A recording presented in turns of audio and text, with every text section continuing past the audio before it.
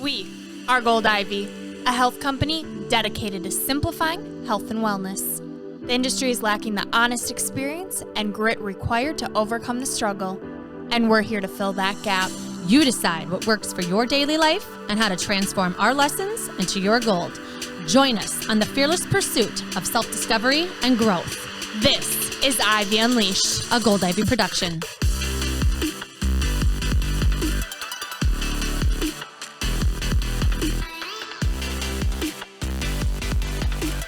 Welcome back. This is Ivy Unleashed, episode number 5. We are so grateful that you guys are here with us. Today we're talking all about one of my favorite topics. Oh, yes. Gut health. Gut health. I have like a little disclaimer. We have a few disclaimers, but this is not an episode dedicated to weight loss or the perfect diet or What is the perfect diet? There's no perfect diet. Right. Okay. You will never find it. You will never hear us talking about it. Or give you this perfect meal plan. You know, Sorry, it's just you're not going to happen. Not going to happen. But what we are going to talk about is food. And it's an interesting topic. And basically what I want to kind of start this off with was just some like general recommendations, things that we're always going to say and things that we always try and do with anybody with any type of health issues going on or no health issues, is that in general, we're going to be talking about eating lots of whole foods, foods that come from the earth, vegetables, fruits, and staying away from processed food. In general, it's a good idea for anybody. It's good for your health to think about, you know, if I want energy from something, if I'm going to be eating, I should try and nourish my body. So I'm going to have water. Yep. I'm going to have fruit. I'm going to have vegetables. I'm going to have lean protein. Could be from plants. Could be for animals. That's a whole nother debate. You decide. But more importantly, we're going to be talking about gut, you know, in a few different ways. Mm-hmm. Listening to your gut and feeding your gut. Fueling. Yes. Yeah. And the reason why the gut is so important, and people don't realize how important this is 70% of your immune system is housed in your gut. So it's really important to take good care of it. It's really important to think about feeding that gut and taking care of that gut. And not only does it affect your immune system, it helps regulate your blood sugar. It promotes brain health. You know, getting a lot of different foods is important so you get different nutrients. Mm-hmm. And different foods give your body healthy bacteria or help feed the healthy bacteria. And some of those foods are like beans and legumes and fruits, and they're specific things. And we'll be sharing that forever. Mm-hmm. All kinds of like little tips. And so it's going to keep coming. But in general, we just want you to know that we're talking about you being mindful with your choices, listening to your body when things feel off, when things feel good, when you want to keep things feeling good. And in general, you know, that's what the majority of people want information on. Yeah. Yeah. Especially when you're feeling off. A lot of people don't think to really hone into the gut. I mean, they say listen to your gut for a reason. Mm-hmm. Hippocrates says, you know, or said, all disease starts in the gut. That guy was old. I mean, he was around a long time ago. Yeah. There's a reason that all different countries, right, they don't follow the American standard diet. Process. Yep. And they have a lot more energy and a lot less disease. Mm-hmm. And, you know, we can go into it for days, but today we really want to focus on mindful eating in a way that makes you feel good and makes your gut feel good. Mm-hmm. So like Andrea said, 75% of your immune system is in the gut. Well, also 95% of your serotonin is created in the gut. Mm-hmm. So when your head's off, your gut's off, there is such a mind-body connection. And serotonin is linked to depression and anxiety. And basically, if you are going to try and boost your mood, you think about serotonin, you think about your gut health. Yeah. They're all connected. Absolutely. So we really want to dive into that with you guys today. Back in episode 3, we really focused on one of Andrea's passions, her passion for exercise. And today we're going to talk about a topic that I spend a majority of my day focusing on, planning, dreading, troubleshooting. And that's really what I can eat that isn't going to ruin my whole day. Mm-hmm. I've spent the last almost 4 years trying to figure out really what my gut is trying to tell me. Yeah. And it's confusing. Your gut's got multiple personalities. That's a really good way to put it. Yeah. Yeah. Like who's your gut today? Who's someone that's pissed.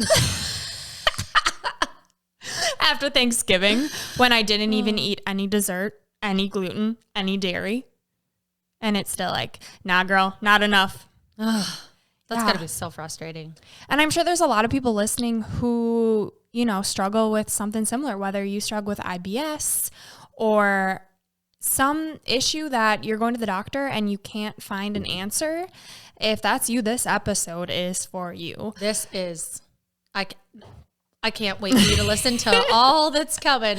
Yeah, and we just want to make a disclaimer that if something is going on, please, we urge you to seek clinical medical expertise. Go in and talk to a doctor.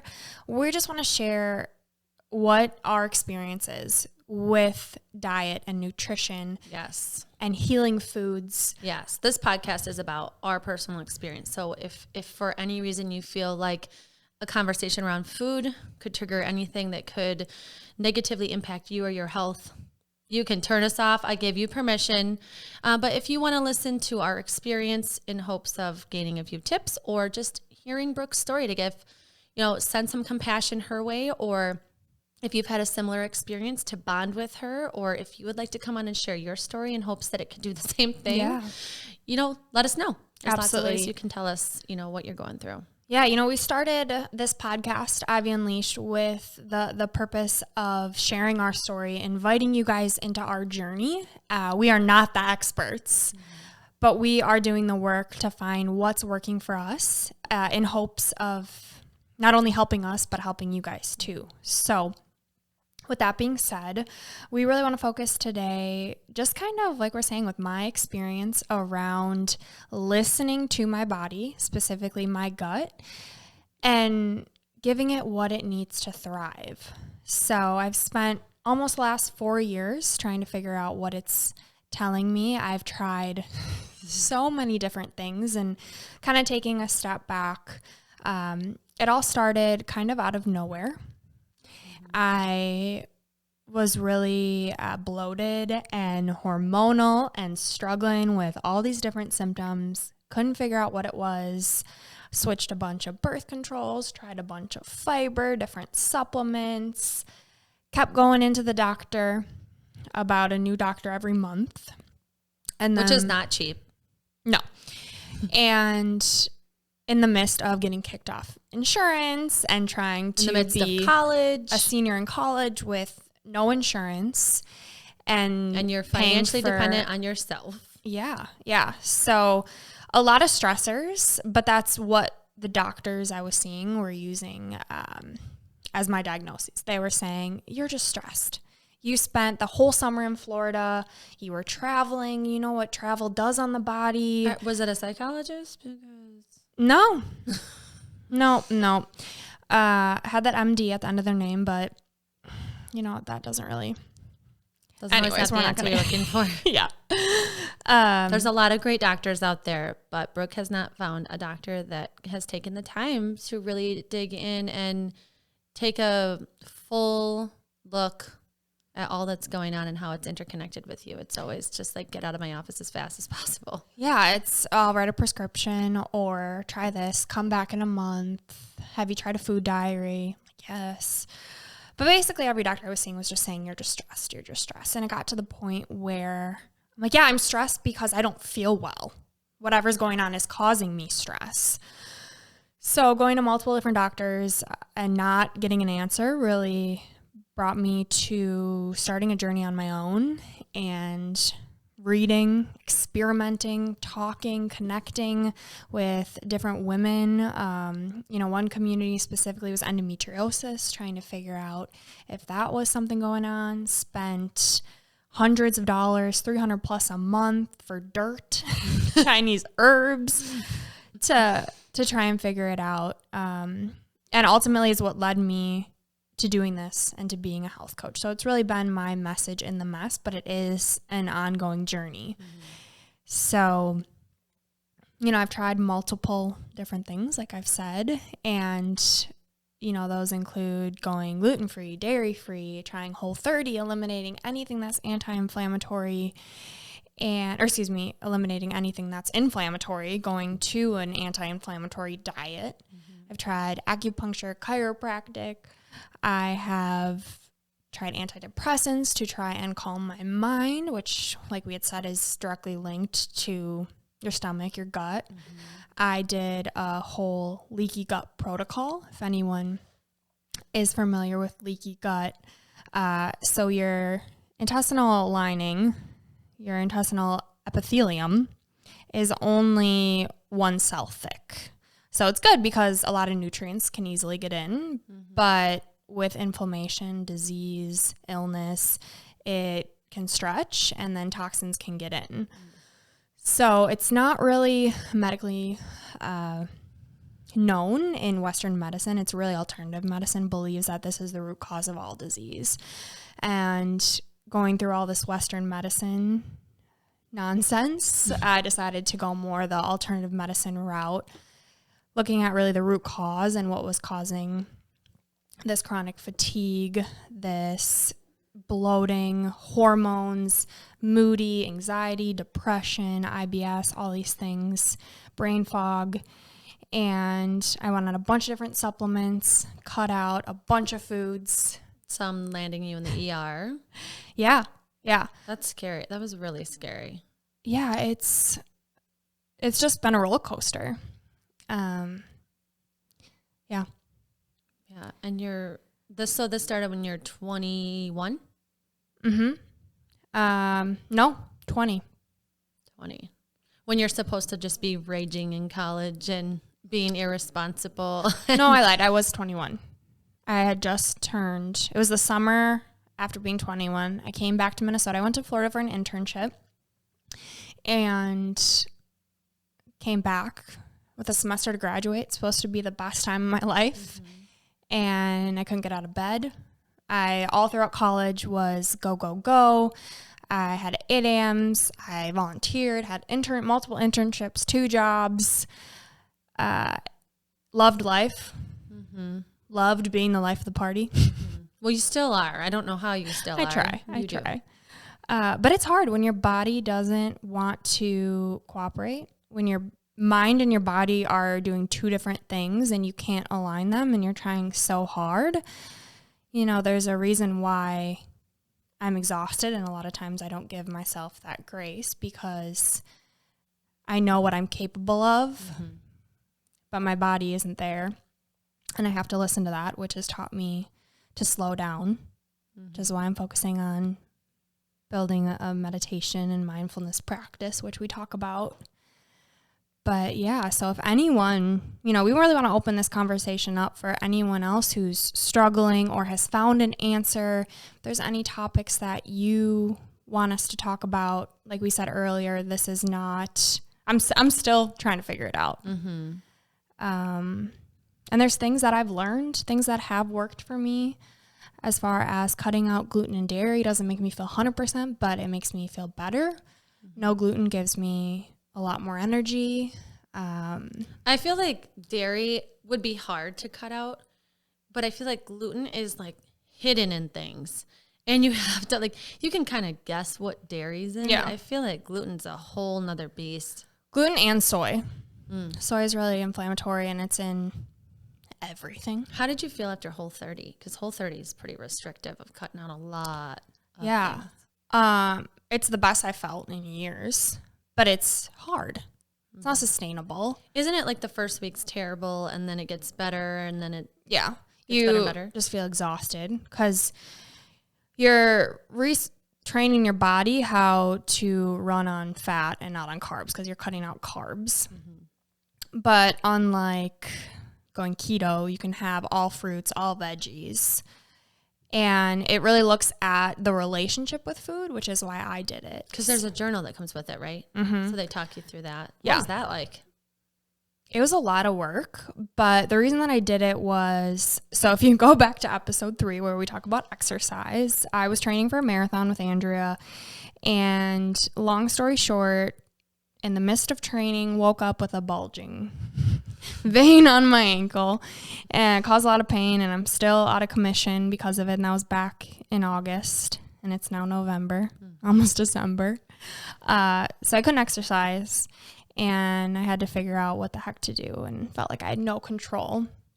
So as I was dealing with this leg pain and also stomach pain and all these other issues, I felt like mentally I needed to give myself some sort of control, some sort of challenge, something to work towards. And I'd heard a lot of good things about Whole30. And when you don't feel good, you're desperate for any solution, any answer.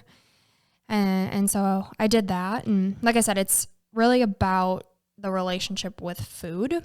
So you can't weigh yourself the whole time. You can use you can't use the ingredients to make a dessert because you're still relying on that dessert and the sugar rush of, fruits and making your own dessert with ingredients that you can eat on Whole30.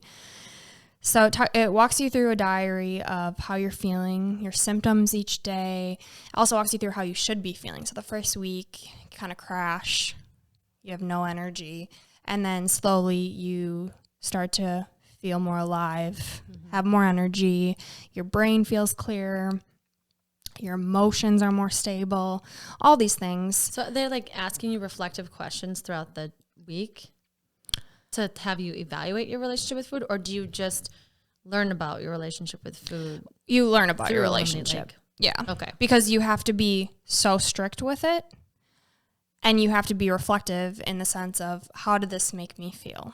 Do I want to feel this way? I think too, it's so different because most people do Whole30 or something like that to lose weight. Right. Yeah. And so this is such a different experience where you're trying to feel whole. You're trying to feel well. You're trying to feel healed. Right. And so it's so different where, whenever we talk about food when you aren't sick, this isn't something that I would recommend doing just because, it's good to evaluate your relationship with food for sure.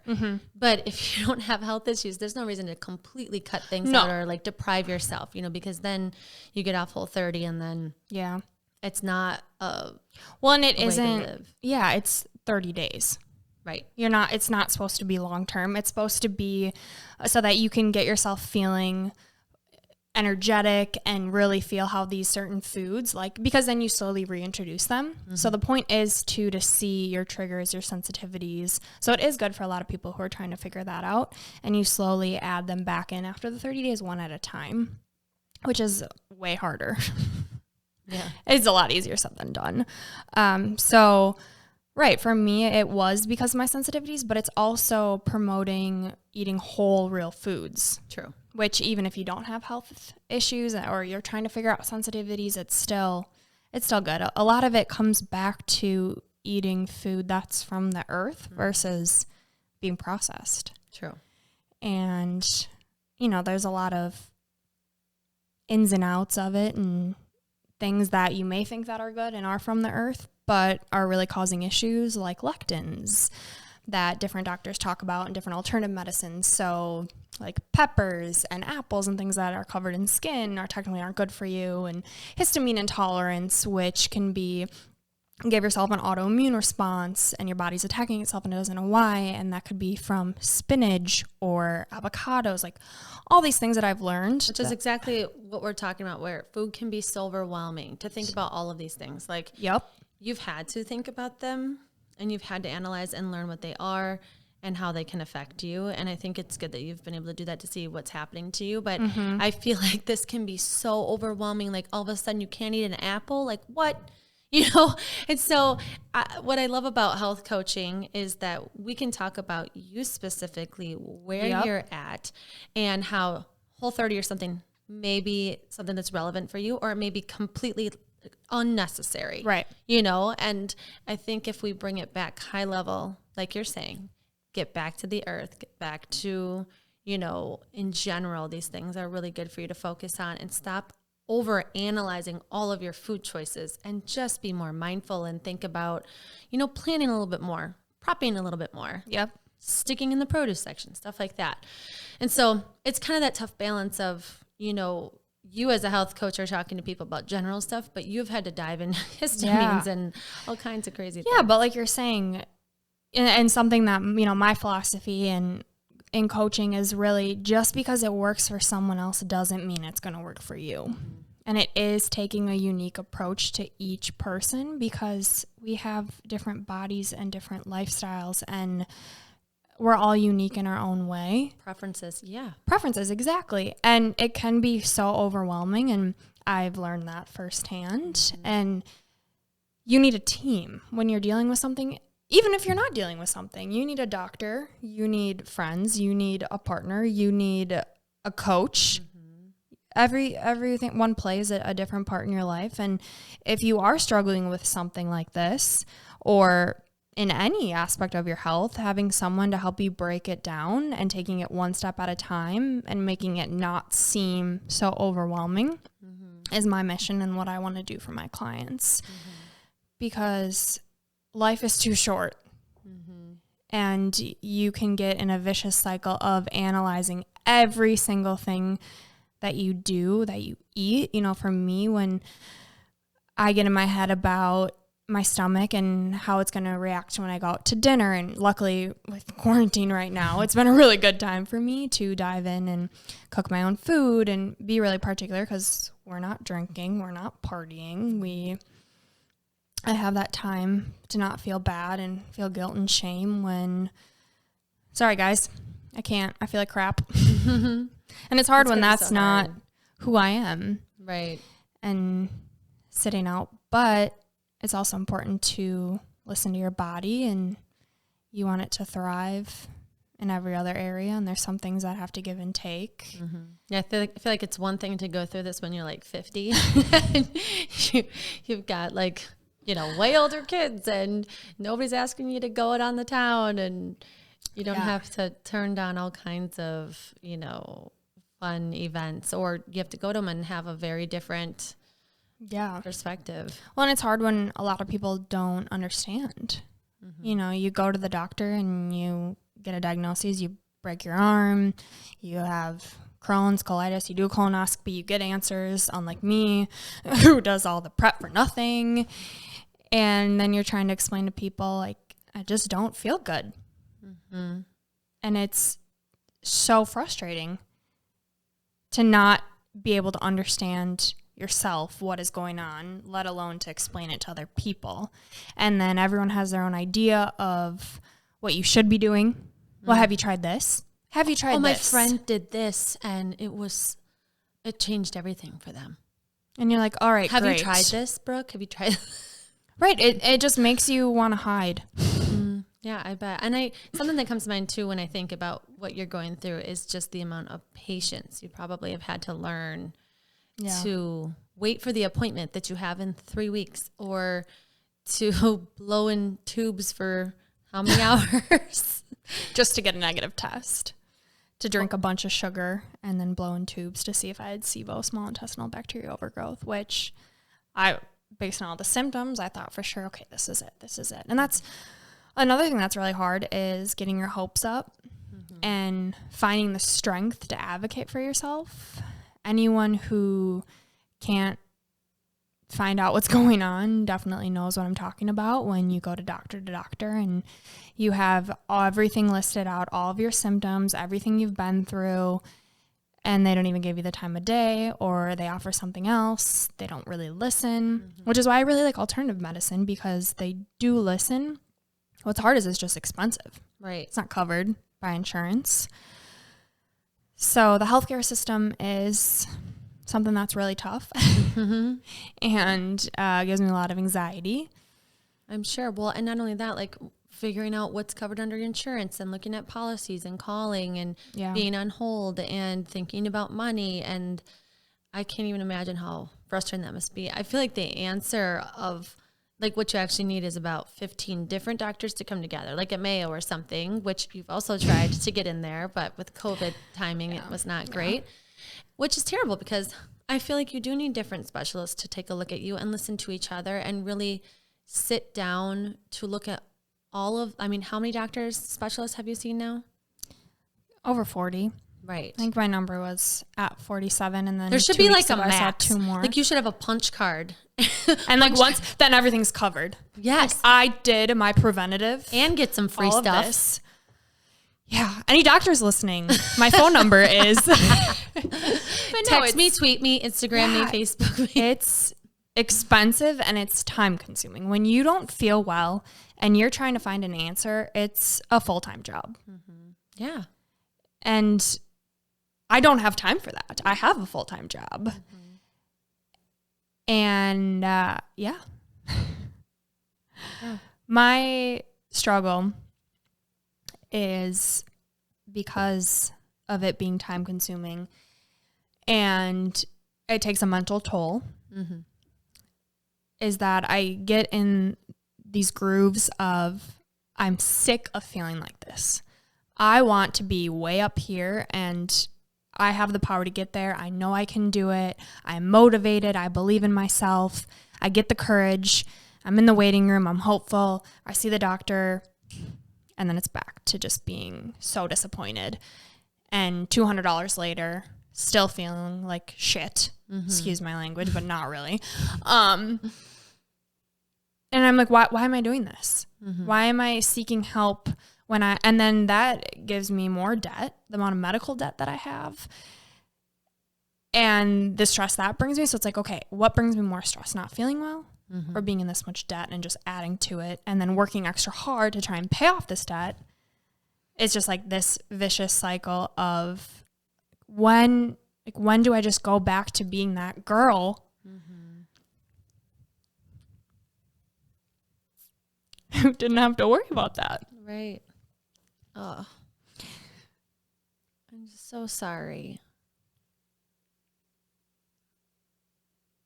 I can't even imagine how you must feel all the time. Yeah. You know, I said before there's a message in the mess. And I believe that maybe not everything happens for a reason, but there's ivy so that you can get to gold. Mm-hmm. And you know, there's a million different ways that you can look at things. And it really takes a team. Right. And having people who can just provide empathy and compassion and, you know, not tell me, have you tried this? Have you tried this? And I think for anyone who knows someone who's struggling, it is so important to just let them know that you're there.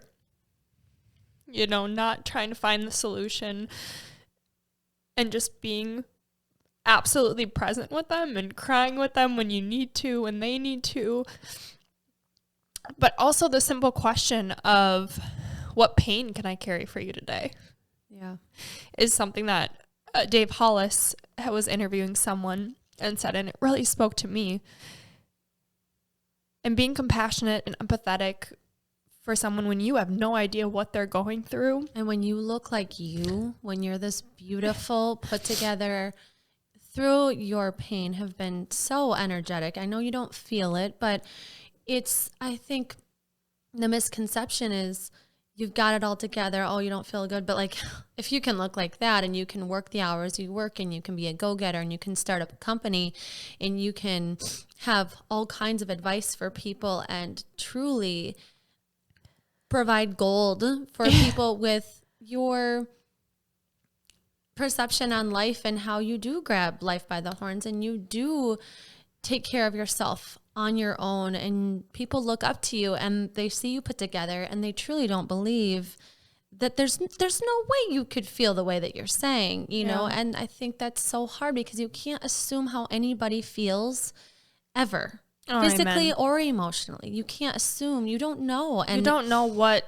anyone is going through unless you take the time to ask and to genuinely care, which is easier said than done. I think that's a message in the mess too. I mean, for people that, you know, maybe your partner's sick maybe your child is sick, maybe your parent's sick, and maybe it's exhausting to be their caretaker or their person, but they need you and they need you to listen and care because you are their person. Right. And I'm sure there is, a whole way of dealing and navigating that type of relationship, but I think from, if you're not that person's person outside of that you just can't assume how someone's feeling and believe them when they do tell you. Yeah. I think going back to what you're saying with you don't know what someone's going through, especially when they look like they have it all together. A lot of people are dealing with invisible illnesses. Endometriosis, for example, is one, and all these things that are going on in the inside, and brain fog and fatigue. And for doctors just to say, you're stressed. I think there's a lot of really great doctors out there, but a lot lack the compassion and the belief.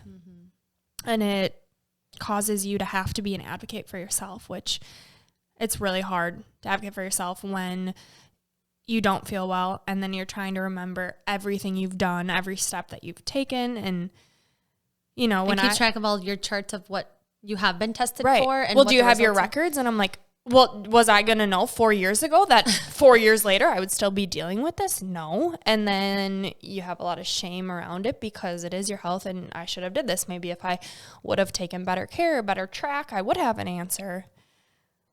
But ultimately you do the best you can and you keep pushing because you don't really have any other option. Well, I hope you're proud of yourself for all of the measures you've taken. I mean, I know the books that you read, and I know the podcasts you listen to, and I know you pump your headphones full of positivity. And look, I feel like you're desperately searching for any nugget in anything. And I just think that is such a strength of yours that you will listen to anything for like an hour to find one sentence that could speak to you to get you through that day or to get you through that week or to get you to your next doctor appointment, because I know that that's work for you. Yeah, which is exactly why I want to do this. And I hope that we can provide that nugget for someone who is really struggling and, maybe just needs a fresh perspective or can listen to us and be like, okay, they don't have it all together, but they're trying. And I resonate with them. Just doing your best to provide a life for yourself that's true for you, and the struggle that goes along with that when you don't feel well is a message in itself. And I'm glad that you're sharing your story because so many people have these invisible illnesses and a lot of people don't have answers, and a lot of people are hearing the same answers you're hearing from doctors. And I don't know how to create a community out of that, but I hope that we do. And I hope that you can come together and share the information that you do have or the resources that you do have, or someone that has had a similar experience can be like, hey, I just started drinking kombucha and I feel like this is the answer to life, which kombucha is also great. I'm doing goat yoga. Kombucha is also great for your gut health, everybody.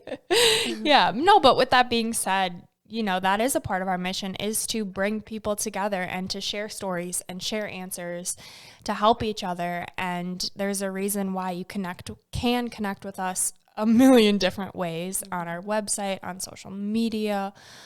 We want to know, we want to hear from you guys. Absolutely. Because it's not our show. We're sharing our stories, but it truly takes a village. Yeah, and your story's not over. And we're going to be sharing what Brooke's trying, what she's going through, what she's learning, and what's not working, and the resources that she's utilized. And hopefully it can help someone. And if you have resources you could share with her, that would be awesome.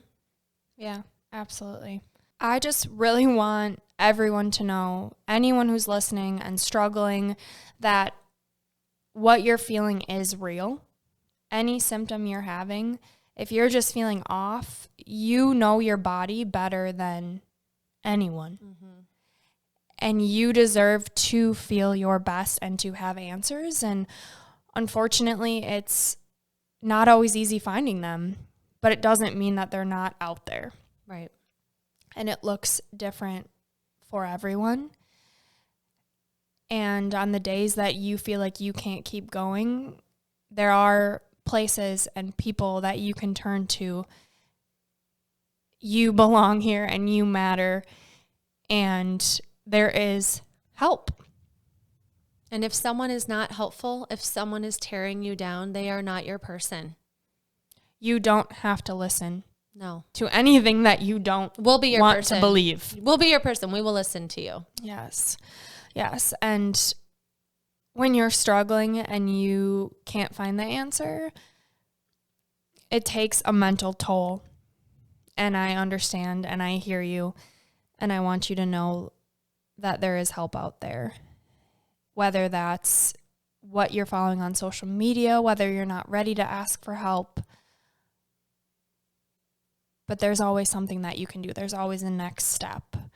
Something that I want to share that I've been working on, that although I don't have the answer to why everything I eat upsets my stomach and why I have brain fog and I'm dealing with debilitating fatigue, is the vagus nerve. Vagus nerve. And I want to hear about the vagus nerve. And the power that it has. So the vagus nerve is the nerve that communicates our digestive tract, our stomach, to our brain, sends its signals. And it is governed by our parasympathetic nervous system. Our rest and digest, right? So we have our sympathetic nervous system, our parasympathetic, our fight or flight, or our rest and digest. And when you don't feel well, like we've talked about, your gut and your head are connected. And I've never dealt with depression or anxiety before. But dealing with this for 4 years, it's something that I'm really dealing with right now and working through. I'm getting help for. And the vagus nerve can be activated by some simple things. Some things that I've tried and I've had luck with, and it's something that I want to share with you guys. So not only does deep breathing and meditating help, but there's some interesting tips, some weird nuggets. Oh, I can't wait. I don't even know if I know what you're about to say. That my acupuncturist has shared with me. And it's 2 things. Gargling. What? Yep. Gargling. When you gargle, you activate your vagus nerve. And you tell your brain that you're okay. What? It's time to rest and it's time to digest. Why haven't you told me this before? Because your tummy is a freaking champion. So try it. Second thing, even weirder than gargling. Oh. All right. So you pick a spot to stare at. So say I'm staring at you, Dre. Okay. And you slowly walk back and you just shake your head no. And you say it out loud. No. I move back and I say no, or you say no? Well, the person who's trying to get to resting and digesting. Okay. So me. You walk backwards from me saying so my no, acupuncturist, she is also a Chinese medicine doctor, and she said go out in nature. Nature is very healing, has really great healing powers, and she said go outside, stare at a tree. So I'm picturing myself. I was walking around Lake Calhoun, and I'm like, I can't do it. We'll go to a park reserve out where no one's around. Yes. So there's 40,000 people at Lake Calhoun at all times. Yeah. So, but just some funny, interesting tips. Hold on. Okay, you're walking measures backwards. I've tried. You're shaking your head no. You're saying no out loud. Yeah. And this does what? It activates your vagus nerve and tells your brain that I'm okay. Everything's okay. It calms. I'm going to try it just to. Well, think about it. When you are anxious and you're working yourself up and thoughts are going a mile a minute, anxiety is going, and your sympathetic nervous system is fight or flight. I'm in trouble. Mm-hmm. It's trying to protect you, even though you are absolutely fine. Mm-hmm. And so you have to do something that triggers your brain to say, I'm okay. It's a cue. And it sounds crazy, but I just wanted to share with you guys that there are so many different things you can do other than medication. It's so interesting. Things that you can try on your own. Look it up. Let me know. Let's try a bunch of stuff and share it with everyone just to see. And I'll put it on TikTok. Yeah, let's do TikTok. All these cute videos of girls, and it'll be me gurgling and shaking my head. Classy, sassy. What is it? Moody. Yeah. So, but look into the vagus nerve. It's something that I had no idea what it was. I knew about the parasympathetic and the sympathetic, but I didn't know what the heck of like, you want to go to Vegas? I'll go to Vegas. Yeah. Male, not right now. Not right now. But something to look into. So if there's anything I can leave you guys with, it's that there's always something you can do. It may be crazy as hell, but we're going to try it. Because we deserve to have an answer. And I got you. You need to just tell me what you need from me, and I will check on you, and you can feel like total crap and be honest with how you're feeling. You don't ever have to hide that with me. Thank you. You're welcome. And I want to share with everyone too that something that's important to us is to think about what's healing, to think about different ideas. We're all about trying new things, different things. If you can't tell. Right. I mean, you can't, like, really, you think you know all the answers to life? Come on. No one does. No. And if you think you do, this is not a podcast for you, because we like to try different things, and we like to think about what's healing and what's good and what's, maybe something you haven't thought of before, or maybe a food that you've tried, but you want a different recipe. And so something that we want to do every week are provide healing foods for you. So we'll have a picture of the food, tell you what it does for the body, tips on how to cook it, throw in a recipe, different things like that, so that you can see, maybe something that you want to try. When you're in the produce section, grab a totally different vegetable. You don't even know how to cook it. We'll give some tips on that. And then we're also going to have different experts on the show. We might have a dietitian that talks more about Whole30, or talks about different ways to think of food, or, give you a different perspective on, the way our relationship with food. Yeah. I was going to say, we want to make it known that it's important to have a positive relationship with food. There isn't a one size fits all when it comes with diet and nutrition. And we want to provide a wide variety of different tips, different people. We want to give you access to all different types of minds, so that there is something that can help everyone. And just a reminder again, we would love you to share your experience with us too. Yeah. You can find us on Gold Ivy Health Co. at Gold Ivy Health Co. on Instagram. We'll be on TikTok, Twitter, all the social channels. Our name is Gold Ivy Health Co. So please reach out. Join the Ivy League for our weekly blog and newsletter. If you are listening to this in the car, don't have a chance to take notes, know that if you join the Ivy League, we'll send it to you every week. You can get those little nuggets that we're sharing, and you can save them for, when you do need them. Yep. All right. Well, now it's time for our 3 gold stars. All right. Number 1, just because it worked for someone doesn't mean it's going to work for everyone. It's important to experiment with information you find to see what truly works best for you and what your body needs to thrive. 2, eat whole, real foods. Try to incorporate a salad or a heavy veggie meal 5 times a week. And number 3, listen to your body and how it feels after what you eat. Start a food journal. Hone in and ask yourself how you feel. Be reflective. All right, up next, unleashing Ivy. Brooke, what's one thing you do to recenter your body with your mind? That's a good question. I'm thinking about when I don't feel well, what I do. Because if I'm feeling well, I would say meditate, but it's really hard to meditate when you don't feel well. And that's something that I am trying to work through and practicing. So when I don't feel well, something I do to recenter my body and my mind is take some deep breaths and ask myself how I'm feeling and being true to what I'm experiencing. Up until recently, I have tried a million other things in regards to telling myself that I am fine and trying to be positive with it. And if you listen to episode 4 on mindset with Kara Hatch, she talks all about being true to how you're feeling and how healing and powerful that truly is. So I would say to recenter my body and my mind is to be fully honest with how I'm feeling in the moment. All right. All right, next question.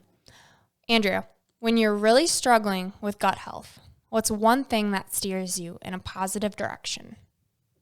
I like to think about what foods help with your gut. Like not just, eating fruits and vegetables. I mean, that is something that's great. And so what I typically do is use kombucha as something that I get. When I'm in Target, I'm like, you know what? My stomach's been feeling a little off this week. Most of the time I try and grab one. They're expensive though. So I try to incorporate one each time I go. Otherwise, I do think about foods that are good for your gut health. And so red wine is actually pretty good for your gut health. Did you know that? Hell yeah. Except maybe not my gut, but I like to tell myself that. Yeah, just a little bit. Green tea, almonds, onions, blueberries, broccoli. Probiotics. There's a lot of great probiotic supplements out there too. Yep. So that's what I do when my gut health feels off. Brooke, what's one thing you wish you would have known sooner about gut health? That it's not normal to feel bloated after everything you eat. Yeah, for sure. And that there are answers. It's just hard as hell to find them. All right, and for our last segment today, your piece of gold. Today's piece of gold comes from Marta Valverde. Listen to your body. Nourish it accordingly. This is Gold Ivy signing off. Listen to your truth and go chase your gold.